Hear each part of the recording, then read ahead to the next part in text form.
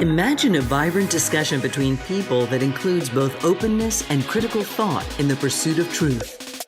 The Purchasing Truth podcast is an experience, a journey, an exploration of the impact that negative messages in politics and the media have on our families, community, society, and nation. Join your hosts, Bill Stierle and Tom Hazard, to discover new concepts and language strategies that will reveal effective ways of establishing truth. This podcast series will tackle current events, leadership challenges, healthcare confusion, integrity in business, and many other areas that affect us all. Gain clarity and understanding of the various truth perspectives. Welcome to Purchasing Truth. Welcome back to Purchasing Truth. I'm Tom Hazard, along with your host, Bill Stierle. And boy, Bill, it's hard to really narrow down what to talk about today with so many things changing in our country and in our world.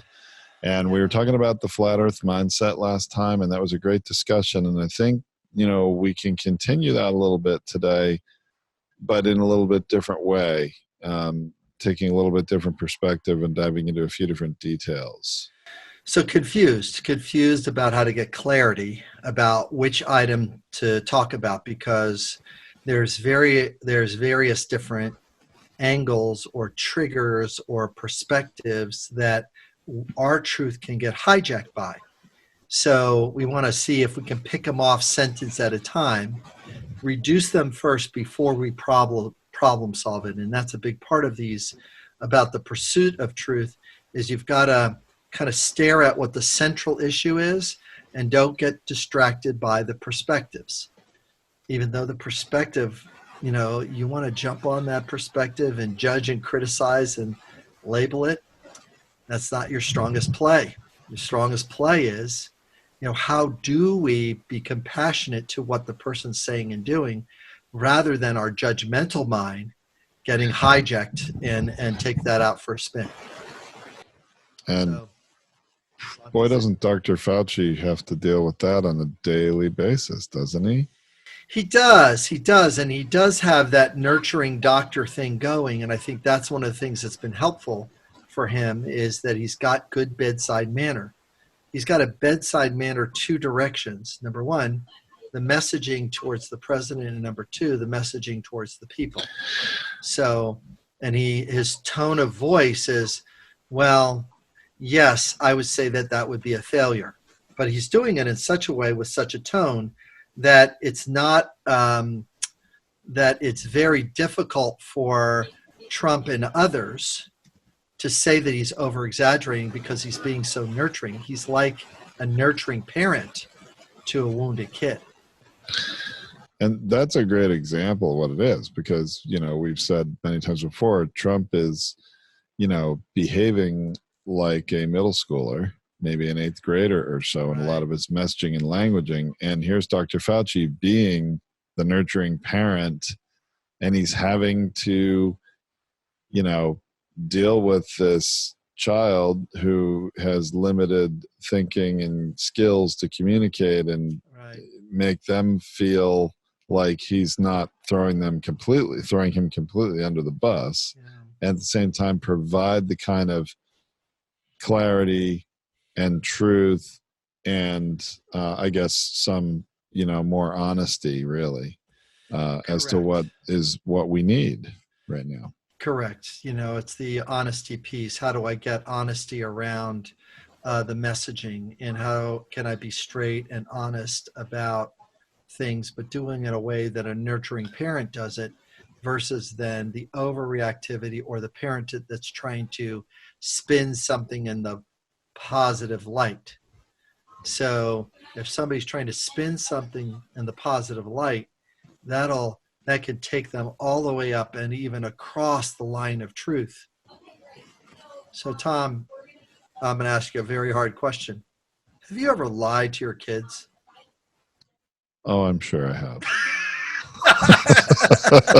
I'm surprised there was some hesitancy around that. And the answer is yes, I did. I'm sure I did. Right. So of course you did. Because they're little. They can't hear the truth. They can't, it's beyond beyond their exposure. It's beyond their bandwidth.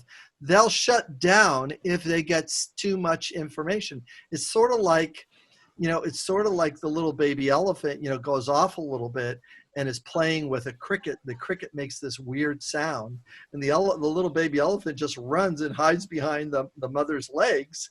That's a little bit about that messaging that takes place, is that Trump messaging of optimism, even though we're calling it a lie, is his best effort to calm someone down is by not providing truth. That just gives you a window of his childhood. It doesn't give you he's a terrible leader and he should know better. It's sort of like you're not even being honest with who you're talking about. And so that's really, really problematic, is because for a person that keeps getting spun and spins others, and was spun and spinned when they were young, the feeling is dizzy when you get spinned. That's the feeling, and that's what the nation feels, is dizzy. And everybody's trying to stop the dizziness. Instead of taking a step back, provide a moment of compassion and empathy, even in the newsroom. So, Mr. President, you would like some acknowledgement that it's at a level 10, because from your experience, you see that the choices that you've made are successful. Yes, I do. And from his perspective, yes, he is a reality star, short-term communicator, a high-level business owner that swoops in, says something, and everyone has to jump. From him, it's a 10. It's got to be a 10, because he hasn't changed with the role or the identity. Tom, have you made any changes in your relationship or your marriage to get it to go better? Absolutely.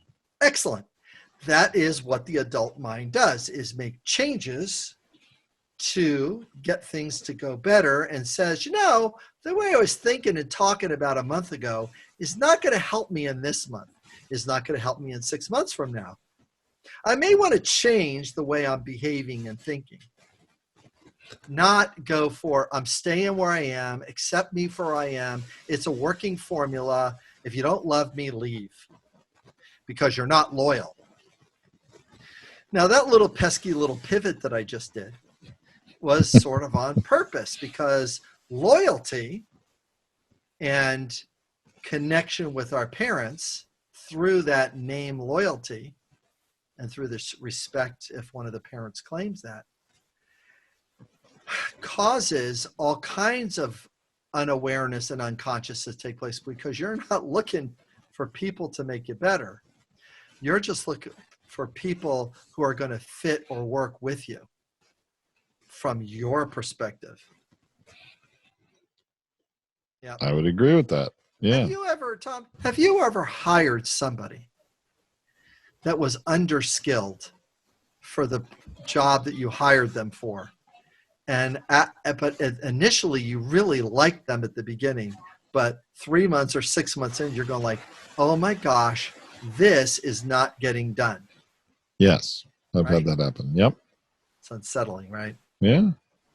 Because that perspective was, oh my gosh, I want this person to do this one thing, instead of the perspective that I've often coached businesses to put into play, is a very simple thing.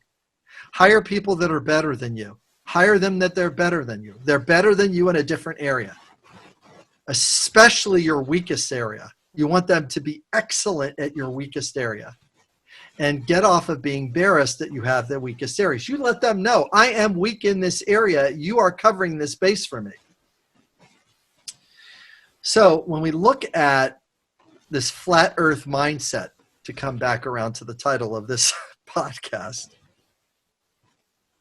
we've got to take people where they are and accept them, but also recognize that they're messaging to a group of people that is causing their alliance, their allegiance to that way of speaking, that way of being, to get narrower and narrower, flatten the earth. And then we have it that the earth is not round. It's flat because my beliefs are flat,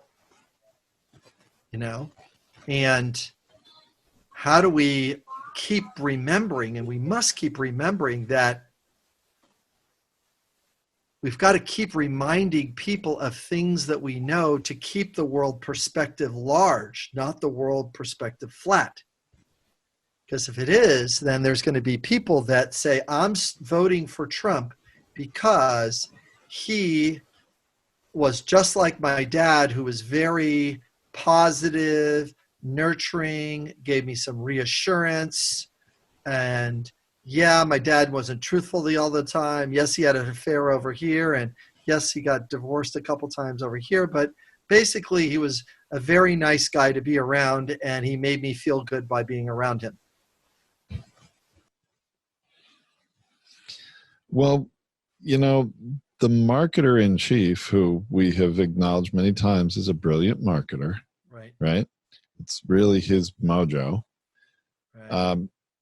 Is also now put in a position where if he tries to market or spin his way out of something, we're talking about very serious numbers of lives being impacted and lost. Yeah, I've heard of that before. That changes the game a bit, doesn't it? It does. But I'll tell you what, the weird part about this is that our system is not able to hold people, marketers, accountable for that as much. Would you be willing to hear an example of that? I would.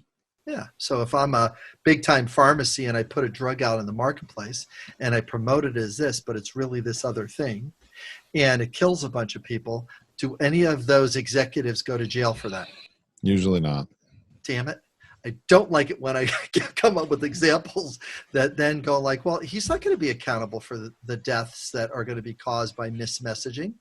There's got to be a class action suit with all the people that have died against him as a messenger, as a person that's selling something. I agree. No, there isn't. Class action suit coming. The only accountability is at the ballot box in November. And that accountability is as empty as a settlement of $500,000 for a loved one that got 10 years of their life cut off because you did something tragic with your pharmaceutical marketing message. Right. It's like, yeah, thanks for the $250,000. Is that all my son was worth? Thanks for the $500,000. Oh, I got $1 million. Big deal. So what? I want my son back. Right.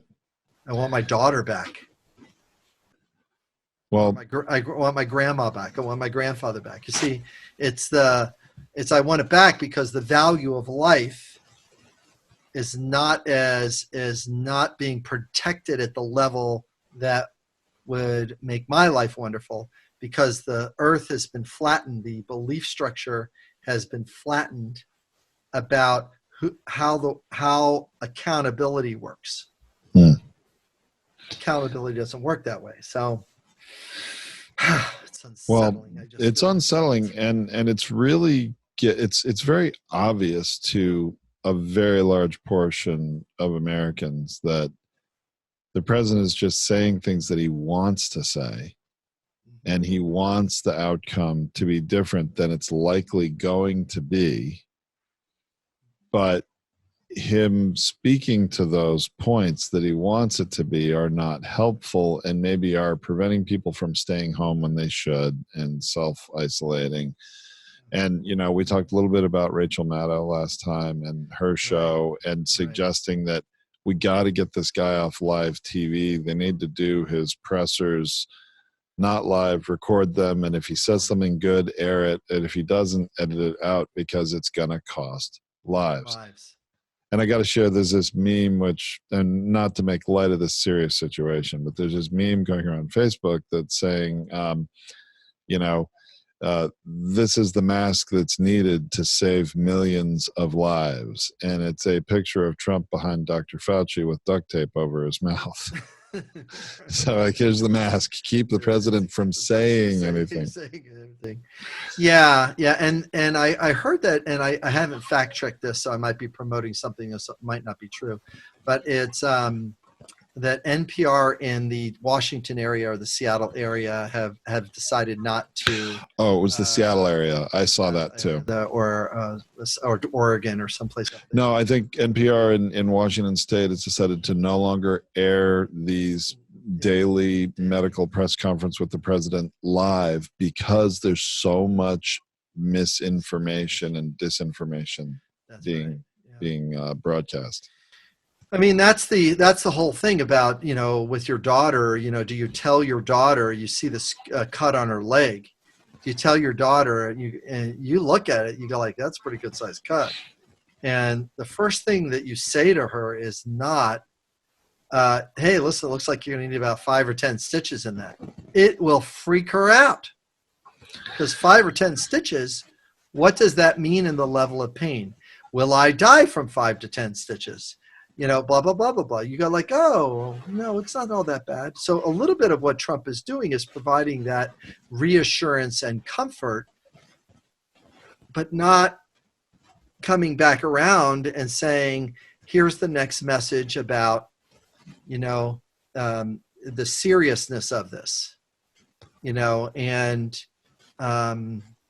not necessarily going to the positive, which is it's really hard to stare down somebody's sadness or feeling scared when a person has avoided feeling scared for 70 years.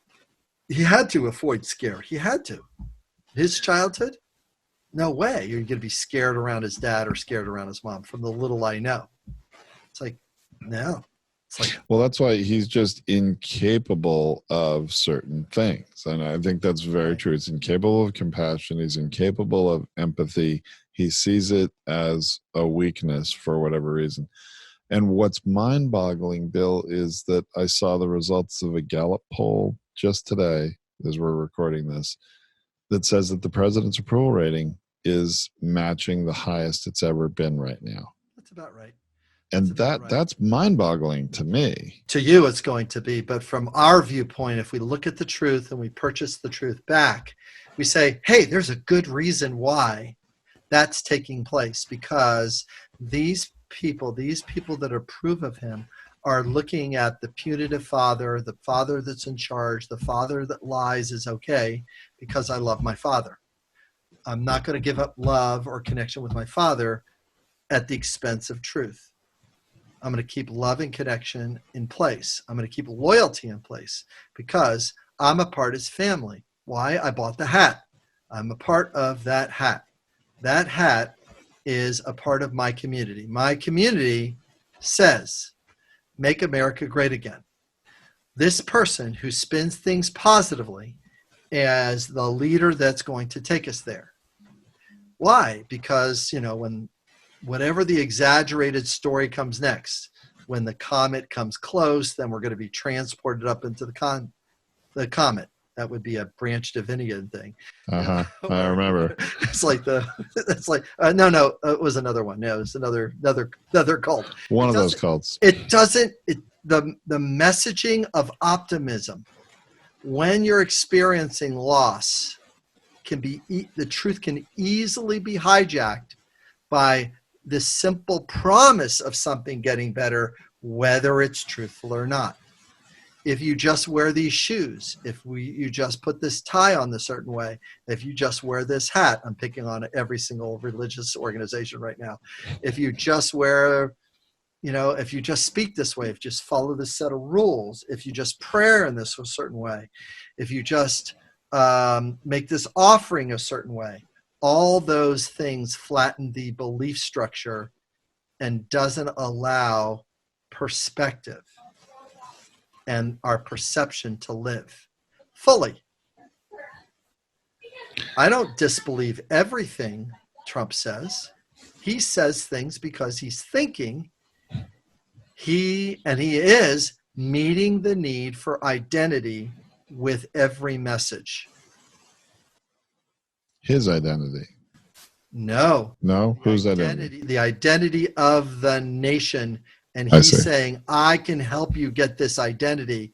Come with me. It'll be great when we have that great identity. Oh, I see. Again. So it's like Make America Great Again. That's what you mean. I see. Yeah, but I mean, Republican, make it, and then we need an enemy. So why not make it the Democrats? We need an enemy. Why not make it a foreign country? We need an enemy. Let's make it an immigrant. We need an enemy, right? Yes. Somebody, a situation. Yeah, it's going to be bad, but not that bad. Everything's going to get better real quick, So there's an anticipation that I'm going to go back to my church and pray with my community who are all wearing red hats in this church. It's unsettling. That is to me, yeah. Well, so what kind of solutions can we come up with here to this tragic communication? I mean, well, I appreciate that question because we've got 3 major problems. 3. okay. In regards to the current circumstance. Number 1, how the need for truth is being hijacked by the things that we've talked. It's been purchased away through language. That's the first one, whether it's Donald Trump or anybody. It doesn't even matter what side of the fence it's on, whether it's Democrat. It's almost like, I've got to make this bigger because he's making it so much smaller. Instead of just giving a head nod to, wow, the president is looking to be looks like the president gave a very optimistic speech today. And here's the levels of optimism that he was sharing with all of us. Now, let's look at the numbers. Just see how I just pivoted to science? Yes. But you got to acknowledge the child's scared. Who's scared? Well, the child that has the cut. Well, they need stitches. I could tell them that first. You know what? This thing is going to heal up before you know it. You just lied to your kid before you know it. That is an extreme graduation.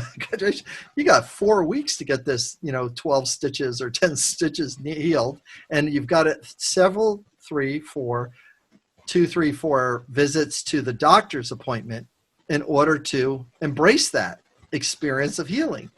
You got to go there, you got to this, you got to get an antiseptic there, you got to drive home, you got to keep bandages, it's going to be there, you got to care for it, then you got to go back, you got to see if it's in, if the stitches come out, if they don't come out, and when they do come out, then you got to keep it this way. That is a communication by communication just in time. The adult mind that's not locked down into the child mind, the adult mind can say, wait a minute, there's a series of steps here. But it's also, you don't have to calm a person down by not providing them truth. There's other ways to calm somebody down without all the nasty side effects that come when you don't give them truth. That makes some sense? It does make some sense. Let's see if we can get our way out of here. Okay. All right. Number 1,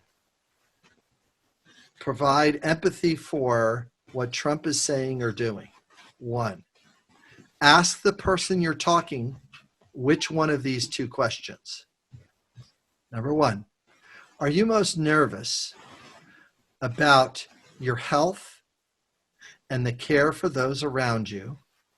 Or are you more nervous about the financial impact that everyone is going through or might go through? Which one are you more nervous about? That causes the person to separate what is currently collapsed in our narrative. Is this a financial conversation or is this a physical safety conversation? So, and we could get to that. We can get to that next time more about, is this about physical concerns? Is it about financial concerns? Are you interested? Are you scared because your need for safety is not met? Or are you feeling scared because the need for stability with money is not met? Which one? Are you scared about and nervous about protection or protecting your family or parents? Or are you feeling scared or nervous and anxious about caring for the economy and being able to put a roof over your head, to have enough money for that? Well, that certainly gets people thinking differently, doesn't it? It does. And then it also reduces the emotion inside the person's body because they're not all overwhelmed, confused, torn, furious. They're not fighting on alternate issues.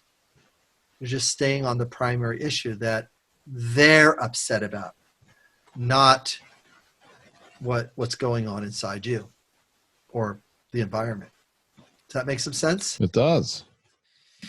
So when you think about, and when we think about this flat earth, what happens is that when things collapse, and when you pile, let me just do it this way, when you pile things on top of each other, eventually the boxes collapse. Eventually the building collapses because it doesn't have enough support. And then all of a sudden it's like, ooh, do I really want to clean up this mess? No, I'm just going to let this mess go by. I'm going to go over here. And that I'm going to distract people with the economy. I'm going to say, I'm going to talk to the person that is advocating for church and spirituality. And I'm going to stay there because that's my safest island that I can stay on. And that's where he's staying. At Easter, I see the churches filled with people. I see all of us worshiping together. Yeah, the guy didn't go to church himself. Isn't That an interesting irony? No, he just knows how to message to people that are in his tribe. That's unsettling. It's not taking anything away from the people who want to go to church on Easter Sunday. But if you're doing that and one of your congregation, somebody in your congregation dies over it, I don't know how good I'd feel about that, especially if I got encouraged to go. And there are people that are going like, and people won't go. I mean, there's Americans are more scared. Americans could be scared easy. I mean, our whole media industry is about scaring people about stuff. Everything from horror films to action adventures to romantic comedies. Everything you got to scare the viewer, or otherwise they ain't going to refer it or come back to it. Right. You got to do something to scare the crap out of them. Anyway. Oh my goodness. So this is an interesting. That's why it's so flat and overwhelming in our talk right now, because it looks like that there's no way out. But actually, the way out is focus on the series of needs, and we'll continue this discussion to be able to get greater clarity, pursue truth and trust more effectively, to deal with our own doubt and skepticism more effectively, because that's a big part of it. And whether it's on Purchasing Truth or something, another webinar that I'm doing on one of my other websites, just hang out so that we can keep adjusting our perspective so that things go better. All right, Bill. That sounds good. All right. Well, more to come, Tom. Thank you for listening to this Purchasing Truth podcast. We trust that you have enjoyed this engaging and thought-provoking conversation. Our hope is that you've received value, found clarity, and broadened your truth perspective in this episode. If you did, leave us a review or visit our website, purchasingtruth.com. Join us again for another informative and content-rich discussion here at the Purchasing Truth podcast. Don't just accept whatever information comes your way. Join the discussion. Discover your own voice. Purchase your own truth.